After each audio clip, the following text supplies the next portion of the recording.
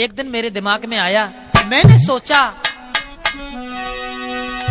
कि आज के संसार में, हर आज के संसार में और कोई न सुखी है, और किसी न किसी बात से हर कोई दुखी है, किसी न किसी बात से हर कोई दुखी है।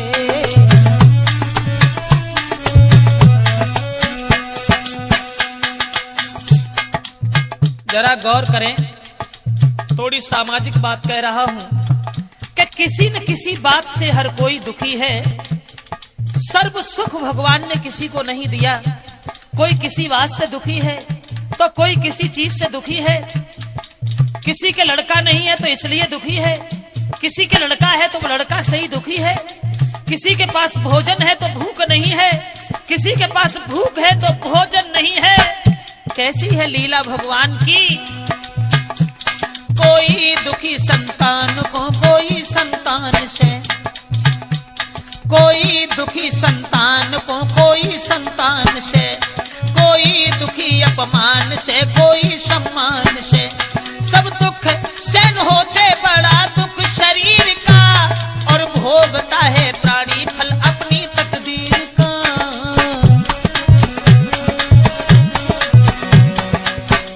सब दुख सहन हो जाते हैं, सबसे बड़ा दुख होता है शरीर का दुख। क्योंकि गोस्वामी तुलसीदास भी कहते हैं कि पहलो सुख निरोगी काया। अगर शरीर में कोई कष्ट है, कोई मुसीबत है, कोई बीमारी है, कोई परेशानी है, तो इससे बड़ा दुख दुनिया में कोई नहीं है।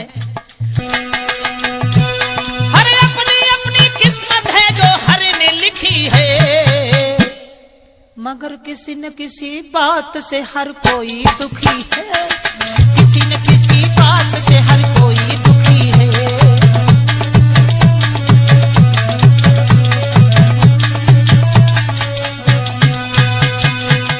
अंत में आ जाइए, उसी जगह गौर करते हैं कि जिस समय महाराज प्रतीक और इनकी अर्धांगिनी पुत्र न होने के कारण दुखी हो जाते हैं, तो मन में सोचते हैं अब भगवान की ही शरण में जाना चाहिए। और एक बात का ध्यान और रखना, जब दुनिया में कोई अपना दिखाई नहीं देता है, जिस डाली को प्राणी पकड़ता है वो डाली टूट जाती है, जिस दरवाजे की ओर देखता है वो बंद नजर आता है, तब अंत में भगवान का ध्यान आता है। तो दुखी होने के बाद भगवान की तपस्या की इन्होंने, और वो भी तपस्या किनकी की? गंगा जी की। गंगा जी की कीनो गंगा जी को ध्यान, हरे दोनों ने रटने लगा।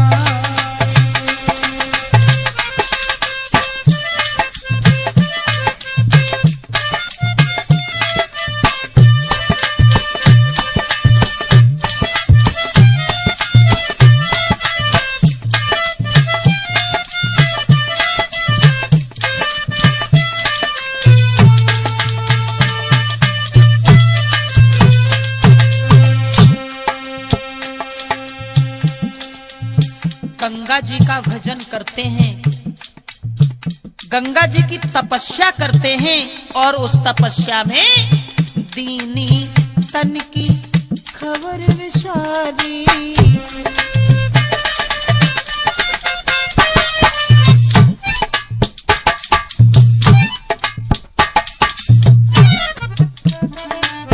दीनी तन की याद विसारी,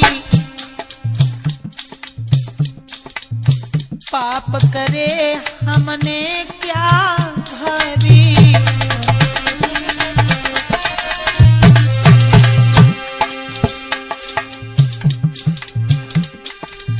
किन से मन की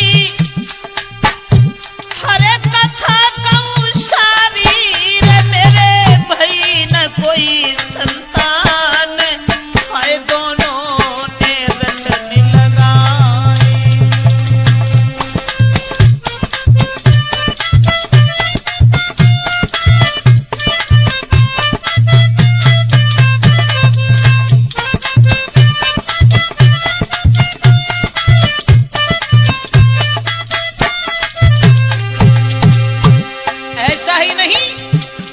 और पत्नी गंगा जी की सेवा में, गंगा जी की तपस्या में। हाय बरसे सी बीत गई मन में, हाय बरसे सी बीत गई बन में, गंगा जी के सिर्फ भजन में।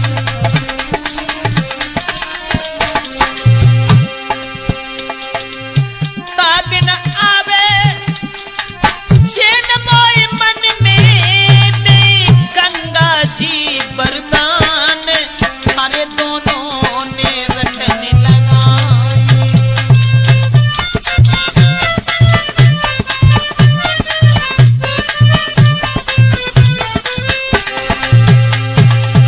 देखिए विधि का विधान, जब गंगा जी की तपस्या में पति और पत्नी दोनों लीन हैं, अंत में भक्ति के अंदर कितनी बड़ी शक्ति होती है, कितनी बड़ी तासीर हुआ करती है।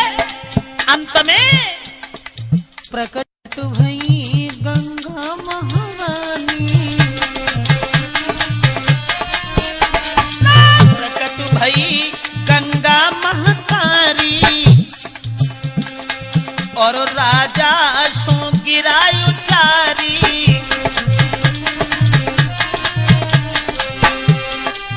मांग ले कछु हे कपधारी,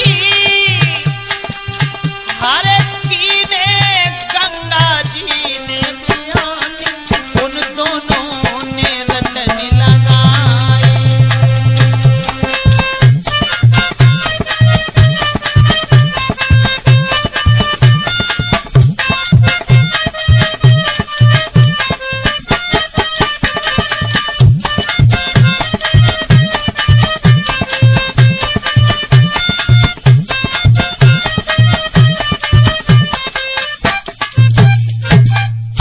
जिस समय गंगा सामने पहुंचती हैं और कहती हैं, हम तुम्हारी भक्ति से बड़े मगन हैं और तुम्हारे इस त्याग को निहार करके हम खुश हैं, आप हमसे कुछ मांग लीजिए। तो पति और पत्नी गंगा जी से अनुरोध करते हैं हाथ जोड़ करके और कहते हैं, मैं केवल तुमसे ये मांगने आया हूँ कि मेरे घर में पुत्र पैदा हो जाए, कुछ और भी कहना चाहता हूँ। गंगा जी कहने लगी, हे महाराज प्रतीक, निसंकोच कहो, क्या कहना है तुमको। जवाब दिया, मैं केवल ये कहना चाहता हूँ मेरे पुत्र पैदा हो और आप हमारे पुत्र की पत्नी बने, बस इसके अलावा हमें कुछ भी नहीं चाहिए। गंगा जी कहने लगी, ठीक है, अगर तुमने ये कहा कि हम तुम्हारे पुत्र की पत्नी बने, ठीक है, कोई बात नहीं है, जाओ, तुम्हारे मन की मुराद अवश्य पूर्ण होगी, मैं तुम्हारे पुत्र की पत्नी अवश्य बनूंगी। ये बात कहने के बाद गंगा जी चली गई, और जब गंगा जी चली गई, लौट करके पति पत्नी घर चले आए। देखिए गंगा जी का दिया हुआ वरदान। अंत में वृद्धापन में आंगन में भोए कयो तारी,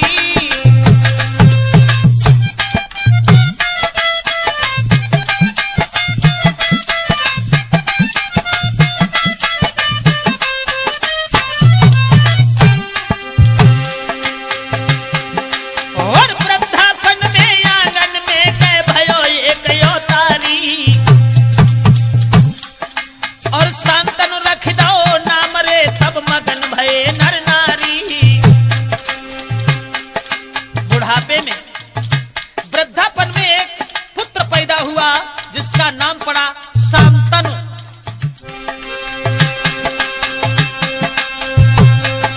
महाराज भूप को छाई खुशी महान, ए बदी बधाई द्वारे पे के लुटवायो यतिदान। ऐसी गंगा जी की मेहर लला जब श्यानो हुई आयो, ऐसी गंगा जी की मेहर लला जब श्यानो हुई आयो।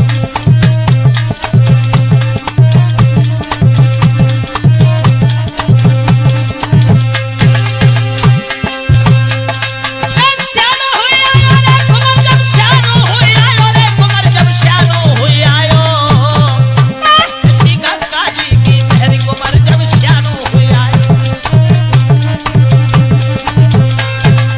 महाराज प्रतीक जो शांतनु के पिता थे, इन्होंने एक दिन शीशा में अपने चेहरा को देखा तो सर पे कुछ बाल सफेद निहार करके, मान लीजिए बालों ने उनसे एक संकेत, एक इशारा किया कि बालों ने इशारे में कि अब बाल भाव न धरो राजन।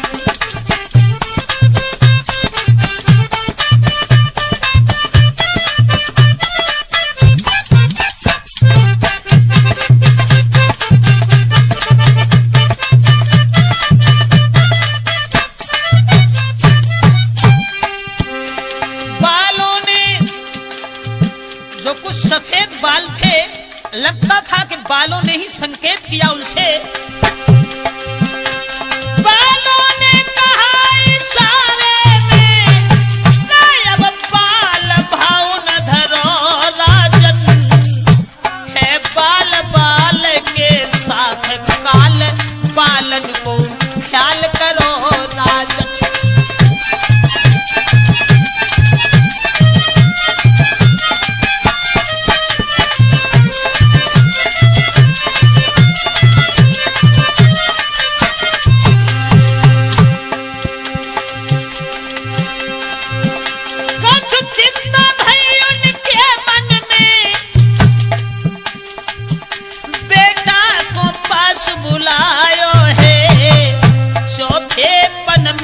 तन के ऊपर इस समय बुढ़ापो आयो है।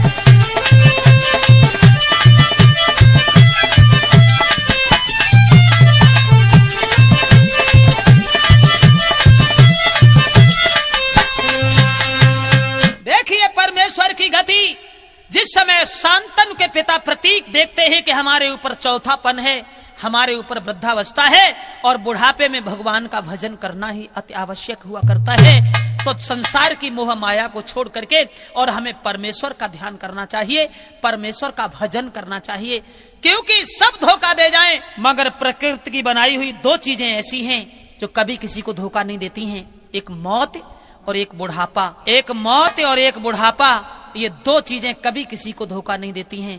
तुम दोनों को भूल जाओ, लेकिन इन दोनों को मालूम है कि तुम कहां हो, कौन से गांव में हो, कौन से मोहल्ला में हो, कौन से शहर में हो, ये जानते हैं और बिना बुलाए आ जाते हैं। एक मौत, एक बुढ़ापा। तो जब बुढ़ापा देखा, शांतनु से प्रतीक ने कहा, बेटा अब हमारे ऊपर वृद्धावस्था है, हम तो भजन करेंगे और ये राज्य तुम संभालो, लेकिन एक बात का ध्यान रखना। क्या?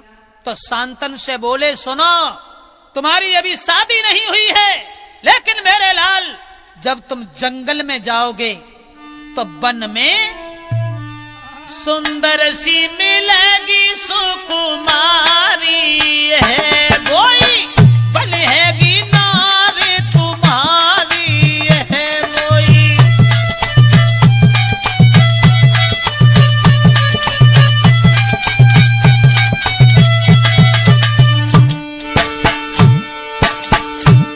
सुंदर सी मिलेगी सुकुमारी है। प्रतीक बताने लगे हैं, सुनो मेरे लाल, ये शासन हम तुम्हें देकर के जा तो रहे हैं, लेकिन तुम्हारी शादी जिस समय होगी वो वन के बीच में तुम्हें एक बहुत सुंदर सी राजकुमारी प्राप्त होगी, जिससे तुम्हारा विवाह होगा। बोले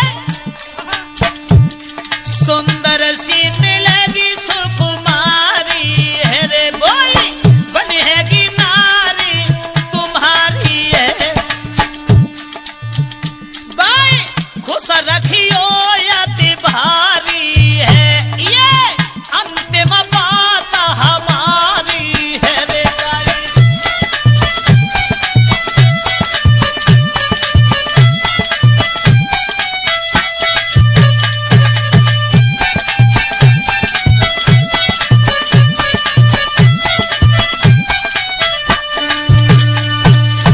सुनो मेरे पुत्र, जंगल के बीच में तुम्हें एक बहुत सुंदर लड़की मिलेगी और तुम उसी से शादी कर लेना, लेकिन उसे बड़े प्यार से रखना।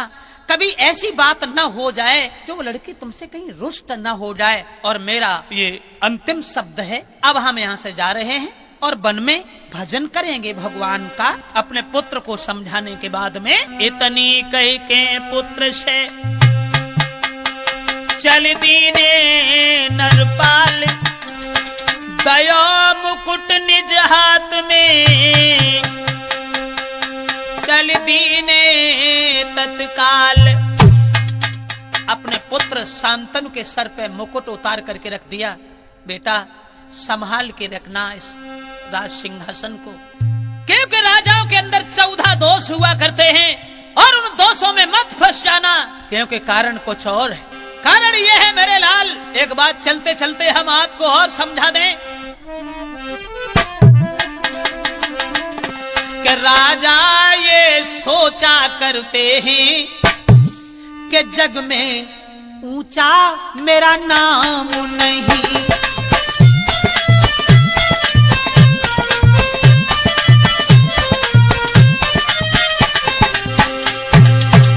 शांतनु को समझाते हैं कि तुम शासन करो, और महाराज ने तुरंत ही अपने पुत्र को राज सिंहासन पे बैठाला, राज मुकुट लेकर के सर पे बांध दिया और अंत में वो अपने साथियों को छोड़ करके, घर परिवार को छोड़ करके भजन करने के लिए घर से निकल गए। आइए अब आगे बढ़ते हैं कि जब शांतनु राजा बन गए वहां के, तो फिर क्या हुआ।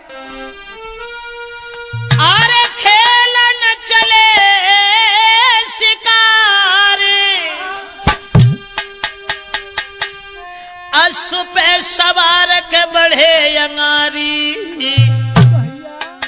देखी वृक्षन के बीच में एक सुंदर राज दुलारी। बड़ी दूर से देखा पिताजी जो कह रहे थे कि यही तो लड़की नहीं है। घोड़ा पे सवार शिकार खेलते हुए आगे बढ़े, लेकिन दूर से देखा कि वृक्षों में एक बहुत सुंदर लड़की, बहुत सुंदर।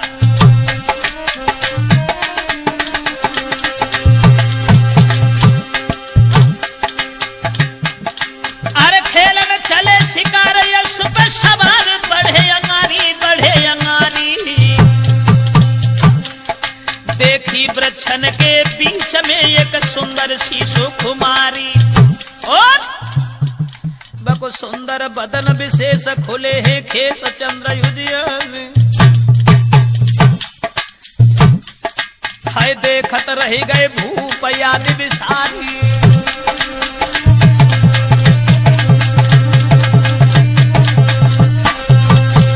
जो महाराज शांतनु ने दूर से देखा वो लड़की जो वृक्षों की लता में छुपी हुई बैठी है, जिसका चेहरा चंद्रमा की तरह से दिखाई पड़ रहा है, दूर खड़े हो गए और दूर से उस लड़की को जिस समय देखा तो अपने पिता के वचनों का ध्यान आया।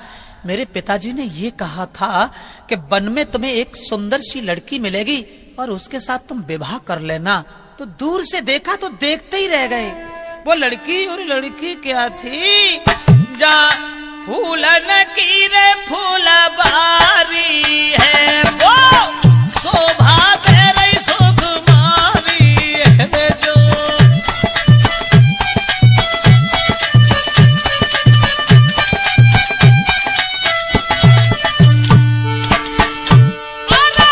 फूलन की रे फूलबारी है, शोभा तेरी राधा कुंवारी है शोभा।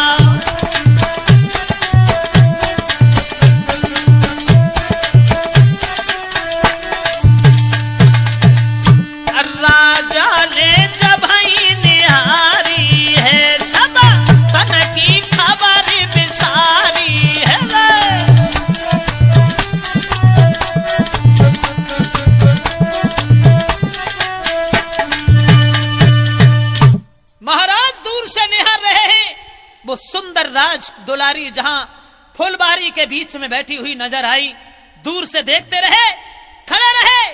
बाद में ध्यान में आया, कहीं ऐसा तो नहीं है इसी से मेरा विवाह हो, कहीं ऐसा तो नहीं है यही मेरी पत्नी बने। और अगर मैंने इससे कुछ कहा, लेकिन एक बात का ध्यान और रखना, एक कवि कह रहा है, महाराज को ध्यान भी नहीं रहा उसके सौंदर्य को निहार करके कि हम खड़े कहाँ हैं। जिस समय देखती हैं गंगा जी समझ गईं, जो झाड़ियों में छुपी ही बैठी थीं, और उन्होंने इशारा करने के बाद जहाँ महाराज बिल्कुल भूले से खड़े हुए थे, उन्हें अपने करीब बुलाया और कहा इधर आ जाइए। मैंने क्या कहा, आप उधर क्यों खड़े हैं, इधर आओ, मेरी बात सुन लीजिए। कि वो समझी गई अपने मन में, झटली ने पास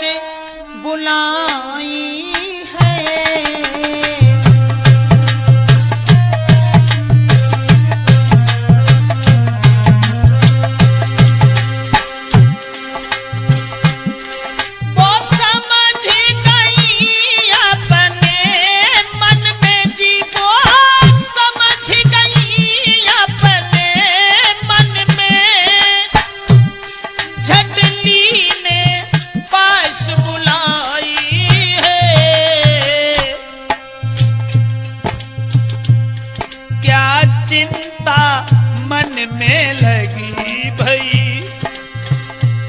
मुझसे सत्य कहो समझाई है।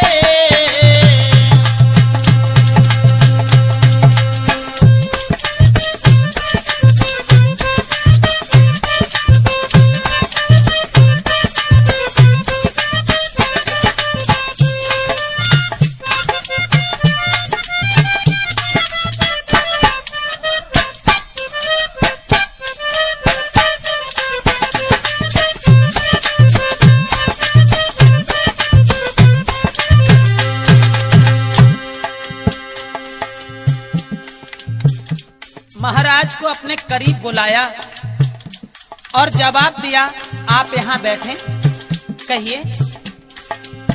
घोड़ा से उतर के नीचे आओ ना, आप यहां बैठे, आप बताइए आप कैसे भूले से खड़े के खड़े रह गए, कुछ तो बोलो। बोले महाराज भुलाने से जी, बोले महाराज भुलाने से, क्या कहूं आज अपने मन की। अब शादी मेरे संग करो, हाँ शादी मेरे संग करो, शोभा कीजिए उसी आंगन की।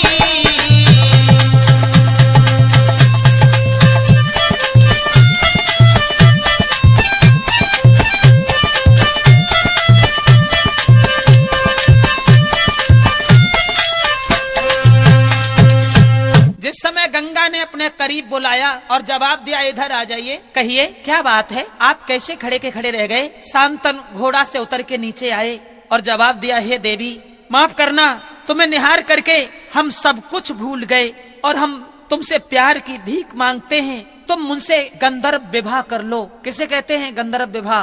गंधर्व विवाह कहते हैं जिसे आजकल कहते हैं लव मैरिज।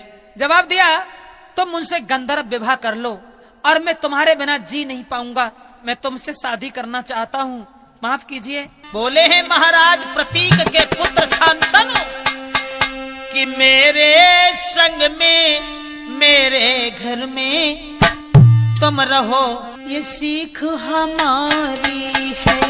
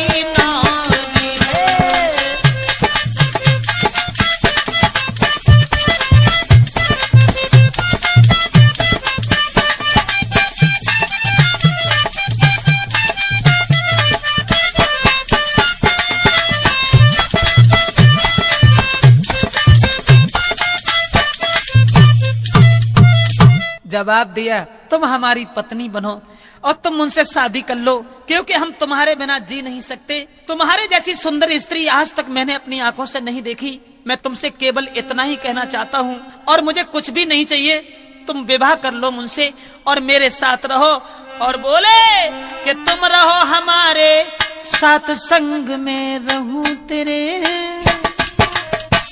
बोले तुम रहो हमारे साथ, संग में रहूं तेरे और न कोई आवे मन में कभी मेरे।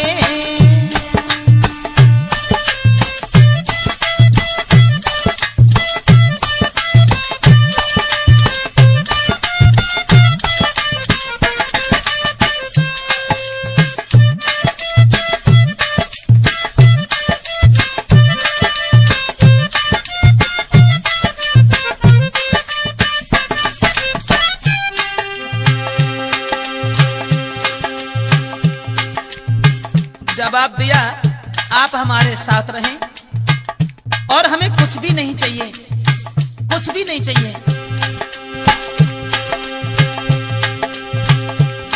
तुम बनो हमारी नारी तो इतनी भिक्षागारी,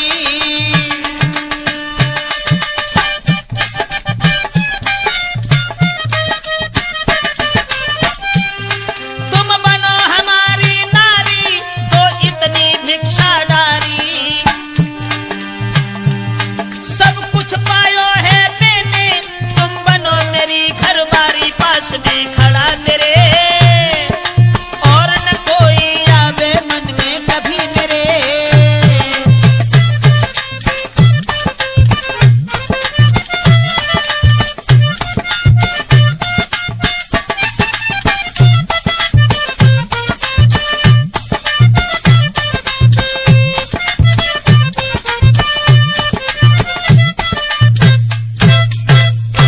जवाब दिया, तुम मुझसे शादी कर लो, मैं तुम्हारे बिना जी नहीं पाऊंगा, मैं तुम्हारे बिना रह नहीं पाऊंगा और हमें कुछ भी नहीं चाहिए, केवल आप हमसे विवाह कर लीजिए और आपकी जो इच्छा होगी हम उसकी पूर्ति करेंगे और जीवन भर पत्नी व्रत धारण करेंगे, आप मुझसे विवाह कर लीजिए। वो लड़की कहने लगी, सुनो महाराज प्रतीक के पुत्र शांतनु, शादी तो हम कर लेंगे लेकिन शादी ऐसे नहीं करेंगे। कैसे होगी? एक मेरी शर्त है। क्या शर्त है? तो गंगा जी बोली है, सुनो। अरे मैं शादी को तैयार, शर्त ये क्या लगा हमारी है, देव तीन बचन महाराज बचन में नारी तुम्हारी है। गंगा जी ने उत्तर दिया है, सुनो हम तुमसे शादी करने के लिए तैयार हैं, लेकिन हम जो भी करेंगे उसमें तुम कभी मना नहीं करोगे।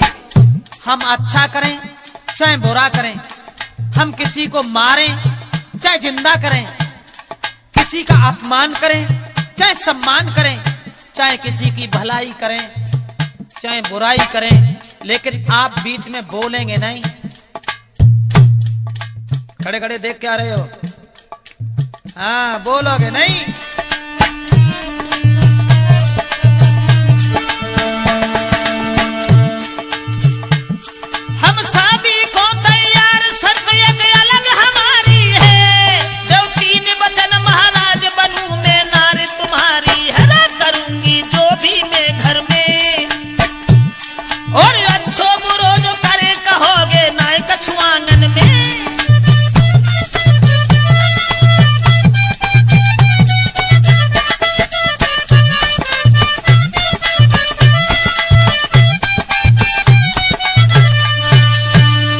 जवाब दिया है, हम चाहे अच्छा करें चाहे गलत करें, लेकिन आप बीच में टोकेंगे नहीं, और अगर तुमने बीच में टोक दिया मैं उसी दिन तुम्हें छोड़ करके सदा सदा के लिए संसार से चली जाऊंगी और मैं बाद में तुम्हें कभी जीवन में दर्शन नहीं देंगे।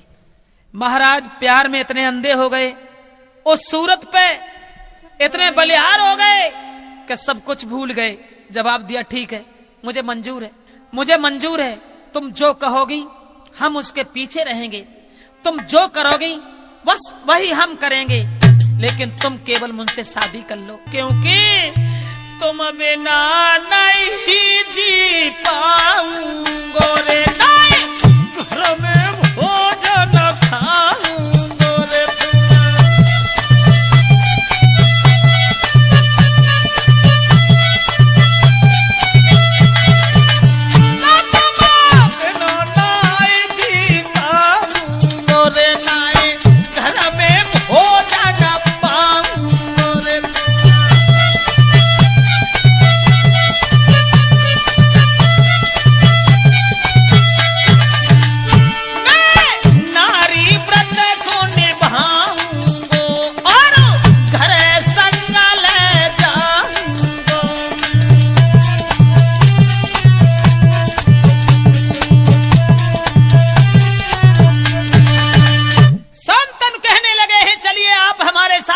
जो तुम करोगी हम उसमें कभी बीच में दखल नहीं डालेंगे, जो तुम करोगी बस वो ही हमें मंजूर होगा, लेकिन तुम मुझसे शादी कर लो, मैं तुम्हारे बिना जी नहीं पाएंगे।